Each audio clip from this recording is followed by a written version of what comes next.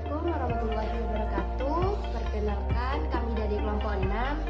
Dan perkenalkan, nama saya Indah Farida dan teman saya Imanida dan Madrasah Istiqomah. Oke, baik, di sini kami akan menjelaskan tentang Al-Qurdu Al-Hasan. Dan berikut penjelasan kami, mohon disimak baik-baik ya teman-teman. Di sini saya akan menjelaskan tentang Al-Qurdu Al-Hasan.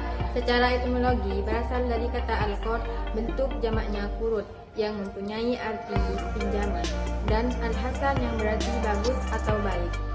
Al-qard merupakan pemberian harta kepada orang lain yang dapat ditagih atau diminta kembali tanpa mengharapkan imbalan, atau dengan kata lain adalah sebuah transaksi pinjam-meminjam tanpa adanya syarat.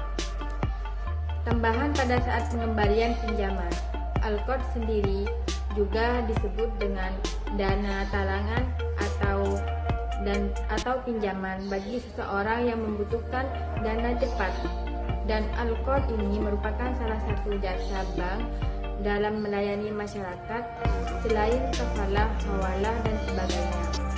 Terdapat beberapa ayat-ayat dan hadis tentang al-qardul hasan, di antaranya yaitu surah Al-Baqarah ayat 245 yang berbunyi, Bismillahirrahmanirrahim, man dzalladzi yuqridullaha qardan hasanan fayudha'ifahu lahu adafan katsira wallahu yaqbidu wa yabsut wa ilaihi turja'un. Yang artinya, siapakah yang mau pinjaman kepada Allah, pinjaman yang baik, atau menafkahkan hartanya di jalan Allah, maka Allah akan melipat gandakan pembayaran kepadanya dengan lipat ganda yang banyak. Dan Allah menyempitkan dan melampaukan rezeki, dan kepadanya kamu dikembalikan. Intisari dari ayat di atas adalah, barang siapa yang mau meminjami atau menginfakkan hartanya di jalan Allah dengan pinjaman yang baik berupa harta yang halal disertai niat yang ikhlas, maka Allah akan melipat gandakan ganti atau balasan kepadanya dengan balasan yang banyak dan berlipat, sehingga kamu akan senantiasa terpacu atau berinfak. Kedua, terdapat dalam surat Al-Baqarah ayat 280 yang berbunyi, Bismillahirrahmanirrahim, wa in kana du usratin fanadratun ila maisarah wa an tasaddaqu khairul lakum in kuntum ta'lamun. Yang artinya, waspadalah terhadap suatu hari kiamat yang padanya kamu semua dikembalikan kepada Allah. Kemudian setiap orang diberi balasan yang sempurna sesuai dengan apa yang telah dilakukannya, dan mereka tidak dizalimi.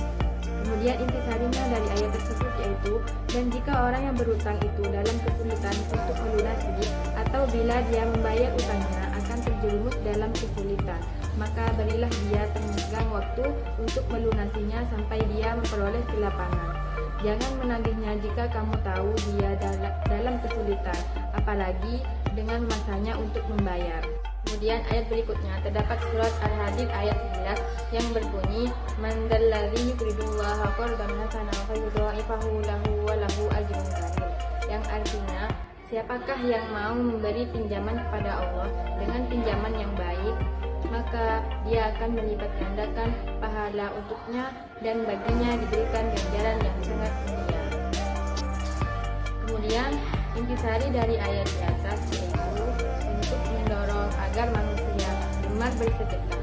Allah menetapkan bahwa barang siapa meminjamkan kepada Allah dengan pinjaman yang baik berupa kebajikan atau sedekah kepada orang lain, maka Allah akan mengembalikannya dengan jumlah yang berlipat ganda untuknya. Dan selain itu, baginya akan dikaruniakan pahala yang mulia dari Allah Subhanahu wa Ta'ala. Rukun yang poin yang keempat yaitu rukun dan syarat Al-Qurdu Al-Hasan. Adapun juga rukun Al-Qurdu Al-Hasan yaitu sebagai berikut. Yang pertama, pemilik barang atau dalam kata lain mukrid. Yang kedua, yang mendapat barang atau peminjam atau dalam kata lain muqtarid. Yang ketiga, serah terima atau dalam kata lain ijab qabul. Ketujuh, ketentuan dan syarat harta qurdu dari segi kepemilikan berlaku ketentuan dan syarat al-mabi atau dalam kata lain benda yang diperjualbelikan, yaitu harta yang diqordukan harus milik mukrid karena sifat al-tamil Miliknya sama, yaitu harta kordu berpindah kepemilikannya dari milik mukrid menjadi milik muktarid, sehingga mukrid harus memiliki hak untuk memindahkan kepemilikan barang yang dikordukan. Harta yang boleh dijadikan objek akad kordu harus harta yang miliknya yang disepakati ukurannya, baik secara kualitas maupun kuantitasnya.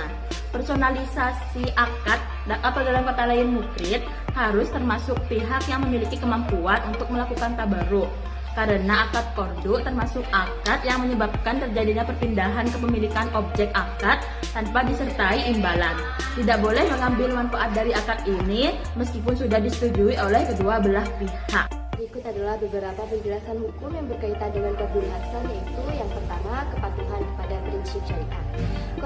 Qardul hasan sesuai dengan prinsip syariah yang melarang riba, yang berarti bahwa pinjaman harus bebas dari bunga dan imbalan. Yang kedua yaitu niat ikhlas. Pemberian qardul hasan harus didasarkan pada niat yang baik, yaitu untuk membantu sesama dan bukan untuk mencari keuntungan. Yang ketiga, kewajiban mengembalikan. Meskipun tanpa bunga, penerima pinjaman memiliki kewajiban untuk mengembalikan jumlah yang dipinjam dalam waktu yang disepakati.